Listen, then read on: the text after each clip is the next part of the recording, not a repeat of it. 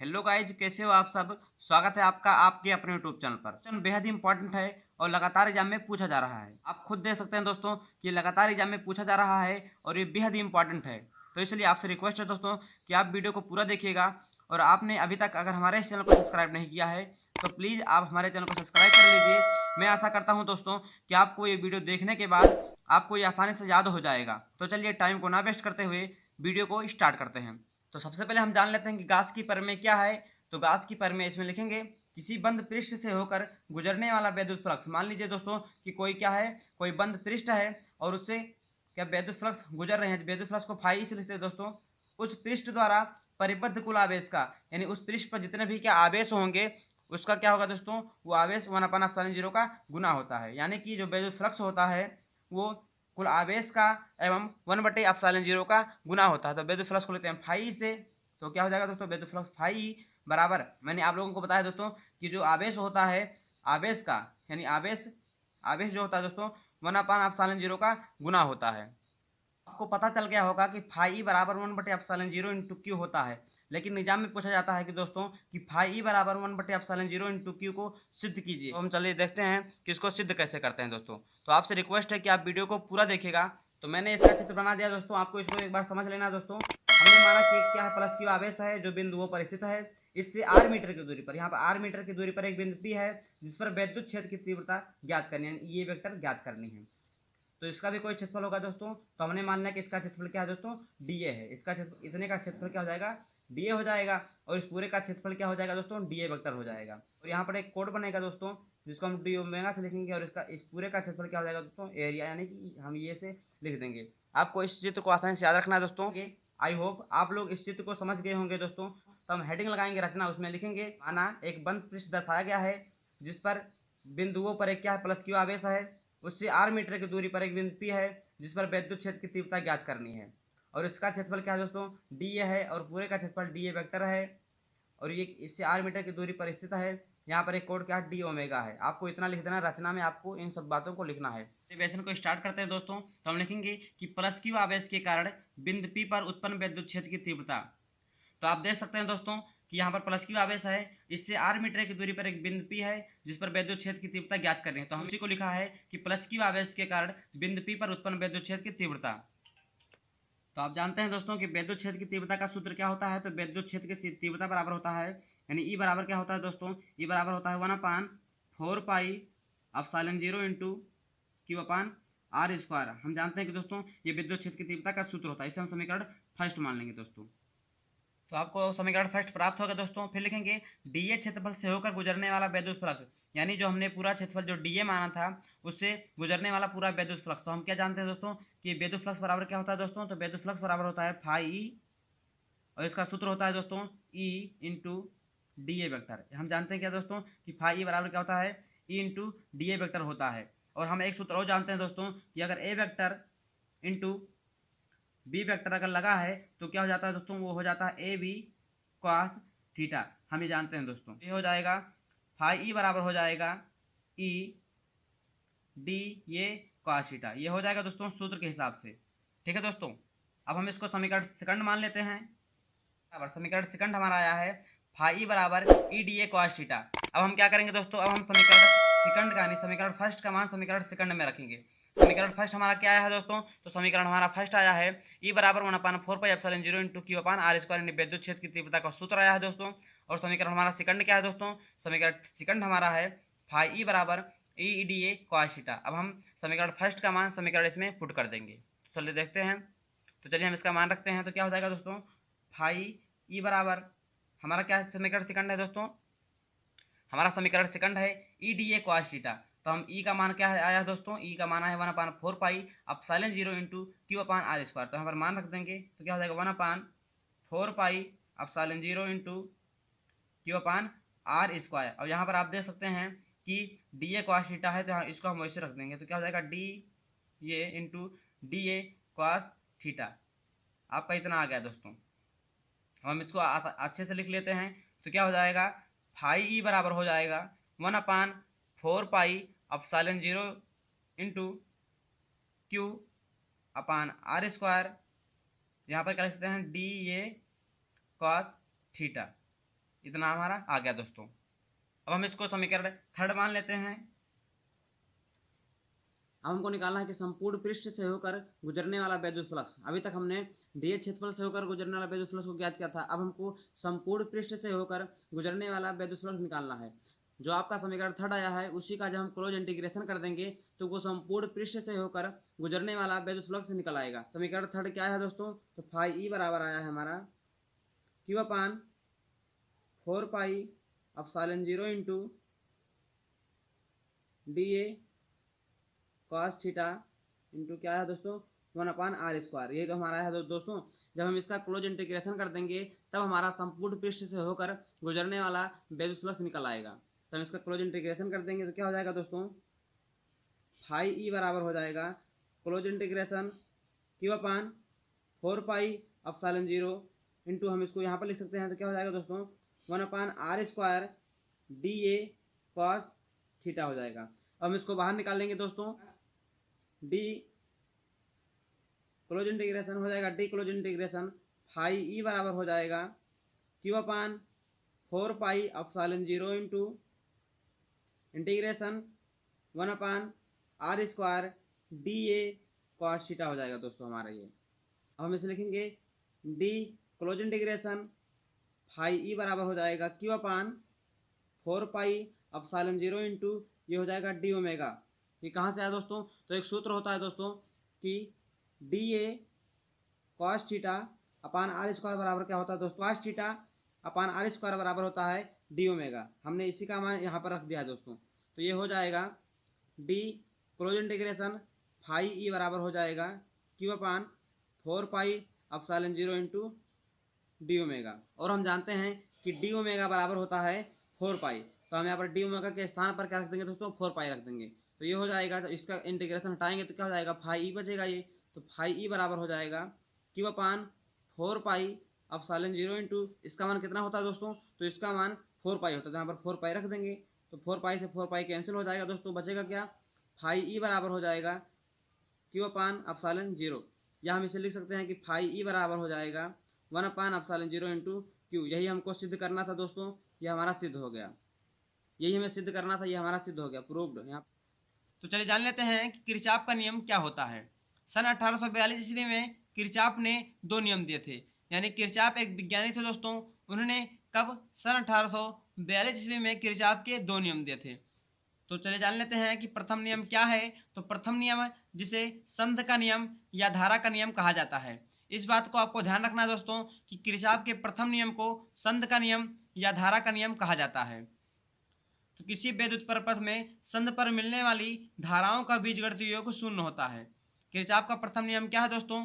तो किसी विद्युत परिपथ में संध पर मिलने वाली धाराओं का बीजगणितीय योग क्या होता है? शून्य होता है। तो मान लीजिए दोस्तों कि कोई विद्युत परिपथ है और उसके संध पर जितने भी धाराएं आकर मिल रही हैं उनका बीजगणितीय योग क्या होता है? शून्य होता है। इसको मैं आपको अभी चित्र के माध्यम से समझाऊंगा दोस्तों।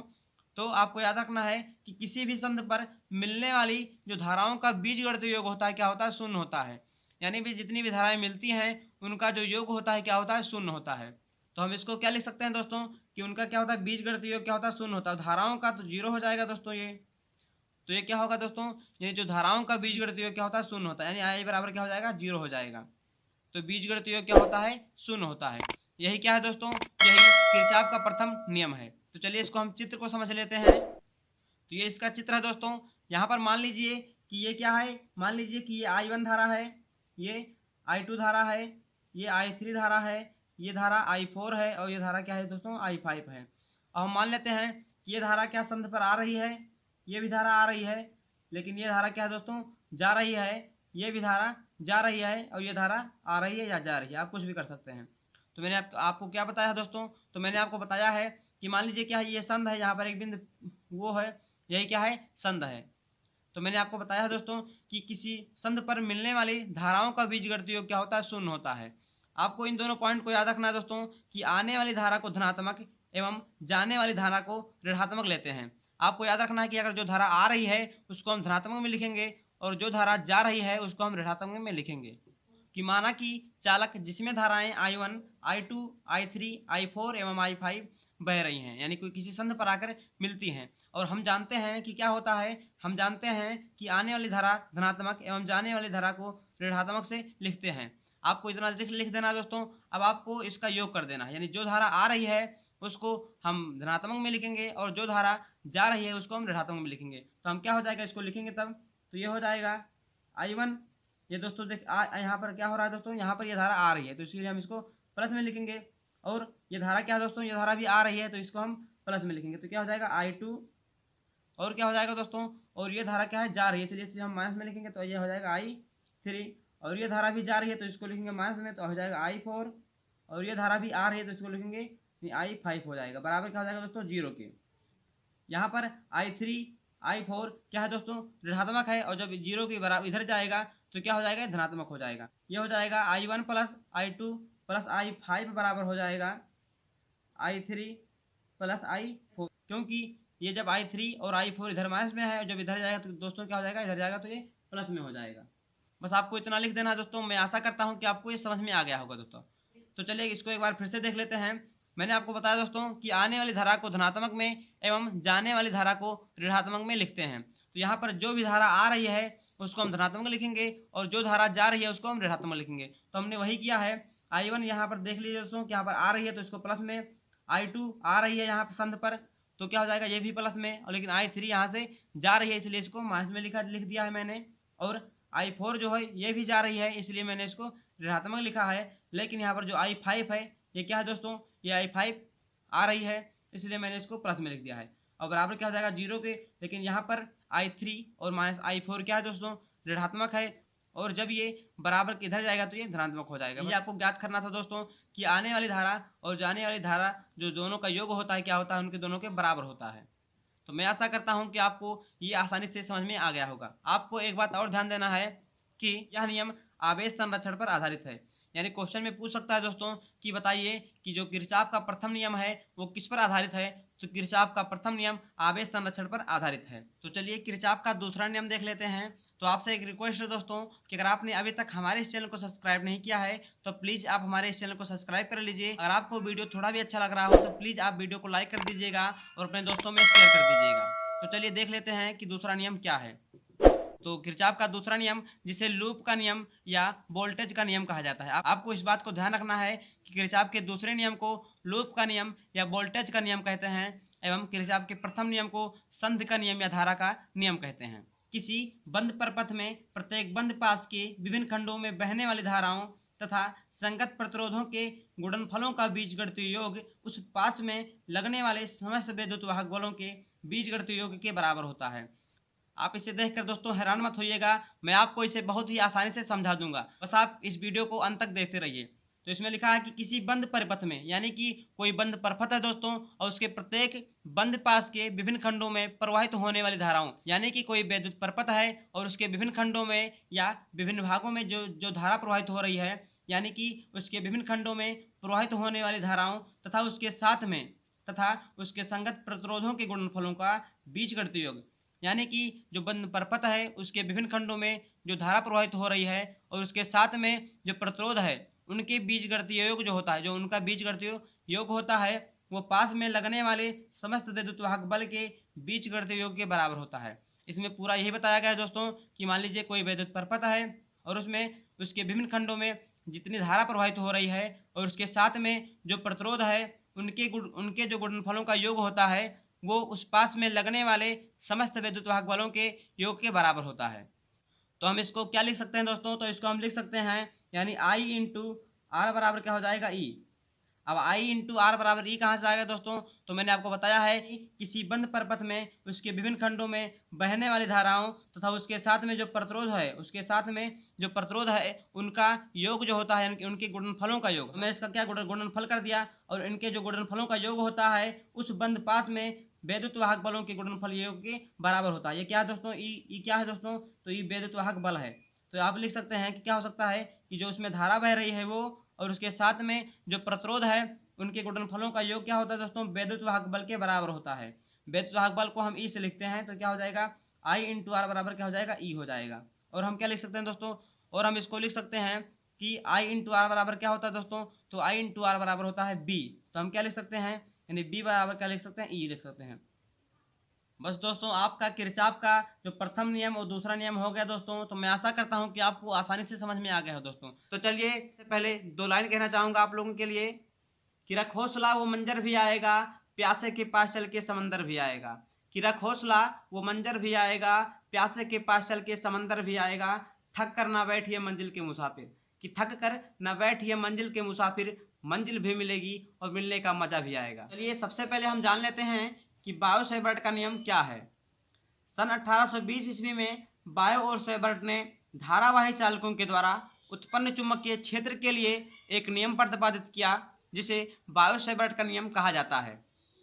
यानी कि सन 1820 ईस्वी में बायो और सेवर्ट ने, कब दोस्तों, सन 1820 में बायो और सेवर्ट ने, दो वैज्ञानिक थे बायो और सेवर्ट ने, धारावाही चालकों के द्वारा, यानी कि उन्होंने क्या लिया, उन्होंने एक धारावाही चालक लिया, यानी एक चालक लिया जिसमें धारा प्रवाहित हो रही थी, उसके द्वारा उत्पन्न चुंबकीय क्षेत्र के लिए। आप सब जानते होंगे दोस्तों कि जब किसी चालक तार में धारा प्रवाहित होती है तो उसमें चुंबकीय क्षेत्र भी उत्पन्न होता है। तो उत्पन्न चुंबकीय क्षेत्र के लिए एक नियम दिया था, इसी नियम को हम बायो सेवर्ट का नियम कहा जाता है। तो चलिए एक बार फिर से देख लेते हैं दोस्तों कि सन 1820 ईस्वी में बायो और सेवर्ट ने, यानी दो वैज्ञानिक थे बायो और सेवर्ट ने, धारावाही चालकों के द्वारा, यानी उन्होंने एक चालक लिया और उसमें क्या, उसमें धारा प्रवाहित हो रही थी, उसी के द्वारा उत्पन्न चुंबकीय क्षेत्र के लिए, उसमें जो चुंबकीय क्षेत्र उत्पन्न हुआ उसी के द्वारा एक नियम प्रतिपादित किया था, जिसे बायो सेवर्ट का नियम कहा जाता है। तो मैं आशा करता हूं दोस्तों आपको ये नियम आसानी से समझ में आ गया होगा। तो चलिए आगे देखते हैं। तो सबसे पहले हम मान लेते हैं दोस्तों कि ये भी एक चालक तार है और इसमें आई धारा प्रवाहित करते हैं, और जब हम ए बी चालक तार में आई धारा प्रवाहित करते हैं तब यह एक धारावाही चालक बन जाता है। और ये से लेकर बी तक की जो लंबाई कितनी है दोस्तों, तो इसकी लंबाई यल है, लेकिन हम एक बहुत अल्पांश दूरी यानी एक बहुत अल्पांश लंबाई डीएल लेते हैं। जब हम किसी को बहुत अल्पांश लंबाई या अल्पांश दूरी या किसी को बहुत अल्पांश मात्रा में लेते हैं तो वहाँ पर हम डी लिख देते हैं। इसीलिए हमने इसको यहाँ से लेकर यहाँ तक की जो अल्पांश लंबाई लिया है उसको हमने डीएल मान लिया है। तो आप सब जानते होंगे दोस्तों कि इसके चारों ओर चुंबकीय क्षेत्र उत्पन्न होगा। तो मान लीजिए कि यहाँ पर एक बिंदु P है, इस पर उत्पन्न जो चुंबकीय क्षेत्र उत्पन्न हो रहा है, यानी कि यहाँ पर जो चुंबकीय क्षेत्र उत्पन्न हो रहा है वो किन किन बातों पर निर्भर करता है, इसी की सहायता से हमें बायो सेवर्ट नियम के सूत्र को प्राप्त करना है।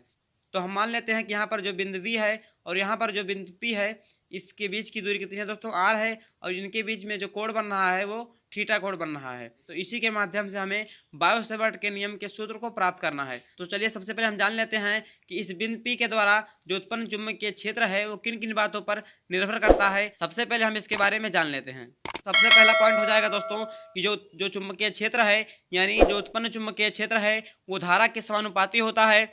यानी चुंबकीय क्षेत्र क्या होता है दोस्तों, धारा के समानुपाती होता है। और दूसरा क्या हो जाएगा कि उत्पन्न चुंबकीय क्षेत्र डीएल, यानी जिसको हमने बहुत अल्पांश लंबाई लिया था, इसके समानुपाती होता है।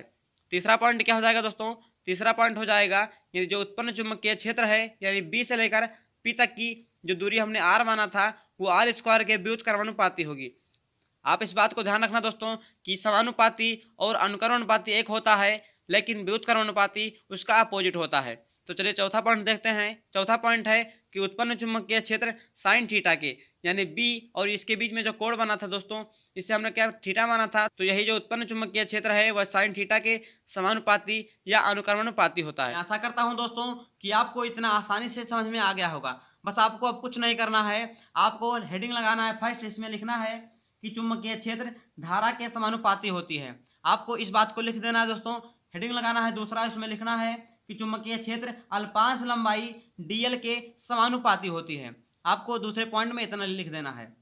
तीसरा हेडिंग लगाना है, उसमें लिखना है कि चुंबकीय क्षेत्र साइन थीटा के समानुपाती होती है या अनुक्रमानुपाती होती है। चौथा हेडिंग लगाना है, इसमें लिखना है कि चुंबकीय क्षेत्र दूरी के वर्ग के व्युत्क्रमानुपाती होती है। आपको इतना लिख देना है दोस्तों। तो मैं आशा करता हूं कि आप इसको आसानी से लिख देंगे।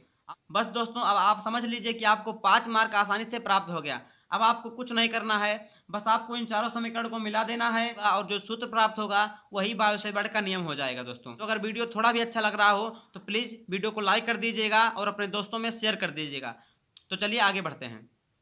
आगे लिखेंगे उपरोक्त समीकरण को मिलाने पर, यानी आपको जो 4 समीकरण प्राप्त हुए हैं उन समीकरण को मिला देना है। तो चलिए हम चारों समीकरण को देख लेते हैं क्या है। पहला है चुंबकीय क्षेत्र धारा के अनुक्रमानुपाती होती है। दूसरा चुंबकीय क्षेत्र अल्पांश लंबाई के अनुक्रमानुपाती होती है। तीसरा, चुंबकीय क्षेत्र साइन थीटा के अनुक्रमानुपाती होती है। और चौथा पॉइंट, चुंबकीय क्षेत्र दूरी के वर्ग के व्युत्क्रमानुपाती होती है। अब आपको इन चारों समीकरण को मिला देना है। तो चलिए हम इन चारों समीकरण को मिला देते हैं दोस्तों। अब आपको कुछ नहीं करना है दोस्तों, आपको यहाँ पर जो जो कॉमन दिख रहा है उसको लिख देना है। तो यहाँ पर चुंबकीय क्षेत्र भी हो जाएगा और इसका हम चिन्ह लगा देंगे। ठीक है दोस्तों, अब आपको यहाँ पर जो धारा है दोस्तों ये इसके समानुपाती है, तो इसको हम समानुपाती लिख देंगे। आप देख सकते हैं दोस्तों ये इसके क्या समानुपाती है। और कौन और क्या समानुपाती है दोस्तों, और हम देख सकते हैं कि यहाँ पर जो डीएल है ये भी समानुपाती है, तो इसको हम समानुपाती लिख देंगे दोस्तों। और देख सकते हैं यहाँ पर साइन थीटा भी क्या है, समानुपाती है, तो इसको भी हम समानुपाती लिख देंगे। लेकिन आप देख सकते हैं दोस्तों यहाँ पर जो आर स्क्वायर अर्थात कि जो आर का वर्ग है यानी जो दूरी थी वो व्युत्क्रमानुपाती थी, तो हम इसको व्युत्क्रमानुपाती लिख देंगे दोस्तों। यहाँ से व्युत्क्रमानुपाती होगा। तो मैं आशा करता हूँ कि आपको इतना आसानी से समझ में आ गया। मैंने कुछ नहीं किया दोस्तों, बस यहाँ पर जो चुंबकीय क्षेत्र था यानी जिसके अनुक्रमानुपाती था उसको अनुक्रमानुपाती में लिख दिया। अब आपको कुछ नहीं करना है दोस्तों, बस आपको जब आप इसे हटाएंगे तो यहाँ पर एक नियतांक लग जाएगा। इस नियतांक को बोलते हैं μ/4π। अब क्या होगा दोस्तों, यहाँ पर जो चुंबकीय क्षेत्र यहाँ पर चुंबकीय क्षेत्र हो गया, जब इसको हटाएंगे तो एक नियतांक होता है μ/4π। इसके स्थान पर क्या लिख देंगे दोस्तों, हम μ/4π लिख देंगे। यहाँ पर क्या है दोस्तों, यहाँ पर चुंबकीय क्षेत्र है तो हमने चुंबकीय क्षेत्र लिख दिया। और जब हम इसको हटाएंगे तो एक नियतांक आएगा जिससे μ/4π कहते हैं, तो इसके स्थान पर हम μ/4π लिख दिए। अब आपको पूरे का पूरा वैसा उतार देना है दोस्तों। तो क्या हो जाएगा, IDL साइन थीटा। अब इसको हम यहाँ पर आर स्क्वायर लिख सकते हैं दोस्तों। बस आपको कुछ नहीं करना है दोस्तों, बस यही क्या हो गया, यही आपका बायो-सेवर्ट का नियम हो गया दोस्तों। तो मैं आशा करता हूं दोस्तों कि आपको आसानी से समझ में आ गया होगा दोस्तों। यहाँ पर लिखेंगे कि जहां μ/4π क्या है दोस्तों, एक नियतांक है। आपको इतना लिखना है दोस्तों, जहां पर μ/4π एक नियतांक है जिसका मान 10⁻⁻⁷, जिसका मान 10⁻⁻⁷ न्यूटन प्रति मीटर होता है। अब आपको याद रखना है दोस्तों कि μ/4π का मान कितना होता है, तो μ/4π का मान 10⁻⁻⁷ अर्थात कि 10⁻⁷ न्यूटन प्रति मीटर होता है। तो अब हम यहाँ पर लिख सकते हैं कि μ/4π इसका मान कितना होता है दोस्तों, तो इसका मान होता है 10⁻⁷ न्यूटन प्रति मीटर होता है। आपको इतना याद रखना है दोस्तों। यहाँ पर μ/4π का मान कितना होता है 10⁻⁷, और जब इधर जाएगा तो गुणा में हो जाएगा। μ0/4π बराबर 10⁻⁷ होता है, आप जानते हैं। सॉरी दोस्तों, यहाँ पर आपको इसे याद रखना है कि ये μ0 लिखा है। तो ये क्या है दोस्तों, ये μ0 है। ये क्या है, μ0 है। तो μ0 बराबर क्या हो जाएगा, इसको इधर जाएंगे तो क्या गुणा में हो जाएगा। तो 10⁻⁷ × 4π इसका मान इतना हो गया दोस्तों। और जहां पर μ0 क्या है दोस्तों, जहां पर μ0 यहाँ पर लिख सकते हैं μ0 बराबर क्या है, निर्वात की चुंबकशीलता है। निर्वात की चुंबकशीलता है, चुंबकशीलता। आपको इसे याद रखना है दोस्तों कि μ0 क्या है, तो μ0 निर्वात की चुंबकशीलता है जिसका मात्रक क्या होता है, जिसका मात्रक होता है न्यूटन प्रति एम्पियर स्क्वायर होता है दोस्तों। आपको इसको याद रखना है कि μ0 क्या है, तो μ0 निर्वात की चुंबकशीलता है, इसका मात्रक क्या होता है, न्यूटन प्रति एम्पियर स्क्वायर। तो चलिए अब हम μ0 का विमान निकाल लेते हैं। तो इसका मात्रक होता है न्यूटन प्रति एम्पियर स्क्वायर होता है। न्यूटन का विमा क्या होता है दोस्तों, तो इसका विमा होता है mLt-2। और एम्पियर का विमा क्या होता है दोस्तों, तो इसका विमा होता है a⁻²। और जब ये स्क्वायर ऊपर जाएगा दोस्तों तो ये माइनस में हो जाएगा, तो इसका विमा आ जाएगा mLt। यहाँ पर माइनस में है दोस्तों, -2 पहले से है, और ये जब ऊपर जाएगा तो माइनस में हो जाएगा, तो यहाँ पर हो जाएगा a-2। यानी इसका बीमा कितना आ गया दोस्तों, इसका बीमा आ गया mLt-2 a-2। तो आज का वीडियो समाप्त होता है दोस्तों। अगर आपने अभी तक हमारे इस चैनल को सब्सक्राइब नहीं किए हैं तो प्लीज़ आप हमारे इस चैनल को सब्सक्राइब कर लीजिए। आपको इस चैनल पर इसी प्रकार के मोस्ट इंपॉर्टेंट क्वेश्चन के वीडियोस मिलते रहेंगे। फिर मिलते हैं अगले वीडियो में, तब तक के लिए जय हिंद, वंदे मातरम।